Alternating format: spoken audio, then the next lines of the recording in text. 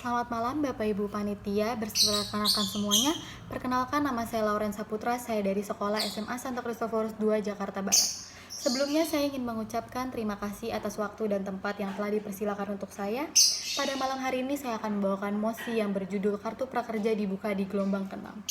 Di sini kita bisa lihat bahwa dengan adanya pembukaan kartu prakerja bisa cukup membantu orang lain dari segi ekonomi maupun segi sosial. Karena kita bisa lihat bahwa dengan adanya kartu prakerja mungkin adanya pelatihan-pelatihan yang menghubungkan antara interaksi satu dengan interaksi dua, maka dari itu terjadilah interaksi sosial. Tetapi hal ini juga menjadi perbincangan para warga karena ketidakjelasan pemerintah dalam hal pemberian kartu prakerja. Sebelumnya di sini akan saya jelaskan terlebih dahulu apa itu pengertian dari kartu prakerja. Kartu prakerja adalah sebuah kartu yang digalangkan dalam rangka program pelatihan dan pembinaan warga negara Indonesia yang belum memiliki keterampilan. Kartu tersebut juga dipromosikan oleh Presiden Republik Indonesia kita, yaitu Joko Widodo pada masa kampanye pemilihan umum Presiden Indonesia 2019 bersama dengan Kartu Indonesia Pintar Kuliah dan Kartu Sembako. Petugas mendampingi warga yang melakukan pendaftaran calon peserta Kartu Prakerja di Jawa Timur pada Senin tanggal 13 bulan 4 2020.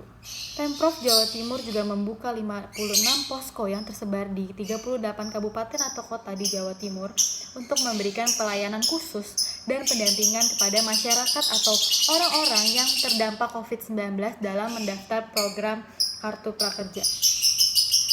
Pandemi virus corona ini tidak hanya berdampak kesehatan masyarakat, namun juga berimbas pada sektor ekonomi di Indonesia maupun di negara-negara lainnya. Akibatnya, yang paling banyak dirasakan adalah menurunnya kegiatan ekonomi sehingga membuat banyak orang atau perusahaan adanya gulung tikar, bahkan orang-orang kehilangan pekerjaan atau bisa disebut dengan pemutusan hubungan kerja yang biasa kita dengar yaitu PHK. Banyak terjadi pada pusat-pusat industri di Indonesia. Indonesia juga memperkirakan jumlah pengangguran terbuka bisa meningkat hingga 9,35 juta per tahun.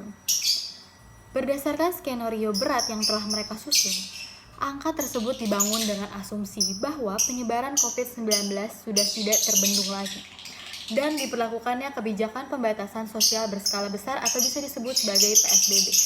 Apa yang dimaksud dengan PSBB? PSBB adalah hal yang telah dilakukan oleh pemerintah dalam mengatasi atau dalam menyeberangi COVID-19 ini.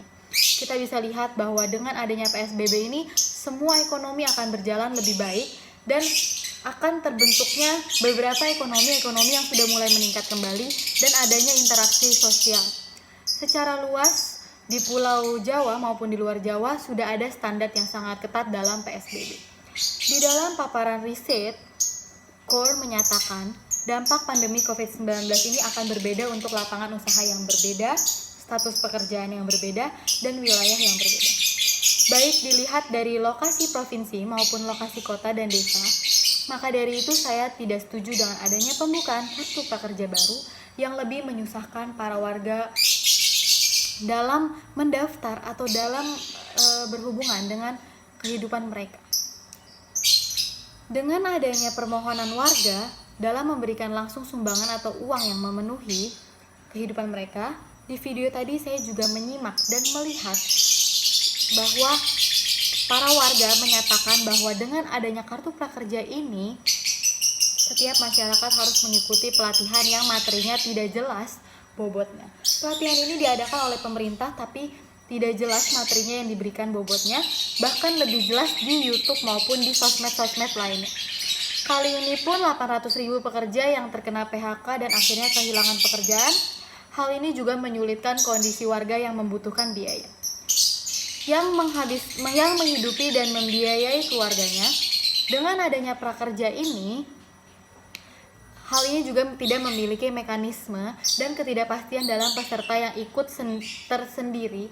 Walaupun adanya kerjasama dengan 8 platform pemerintah adanya kerjasama dengan 8 platform, tetapi ia mengalami masalah dengan 5 platform. Maka dari itu, seluruh warga yang ingin terdaftar di kartu prakerja, mereka semua mengharapkan 3 platform yang telah diberikan oleh pemerintah, karena 5 platform tersebut yang telah disediakan memiliki masalah khusus terhadap pemerintahan.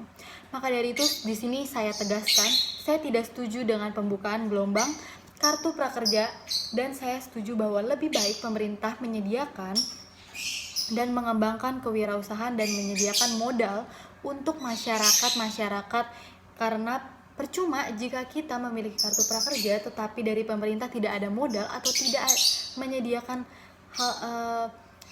lapangan pekerjaan, maka dari itu percuma. Maka dari itu di sini saya tegaskan bahwa saya tidak setuju dengan adanya kartu prakerja yang telah dibuka lagi oleh pemerintah. Sekian argumen dari saya, waktu dan tempat saya kembalikan. Terima kasih.